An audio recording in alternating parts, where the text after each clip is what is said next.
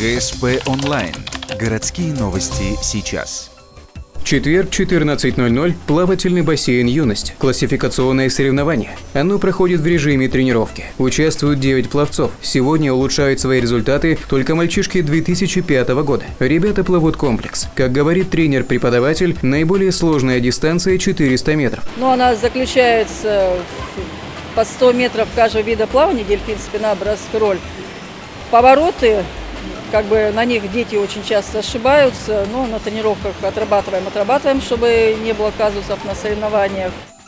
Лучший результат показал Арсений Король. Дистанцию в 200 метров пловец преодолел за 3 минуты 50 секунд и 54 доли секунды. 400 метров – 8 минут 15 секунд и 46 доли секунды. Следующее соревнование, на котором выступит мальчик, это первенство по плаванию «День Стайра». Оно состоится 26-27 ноября.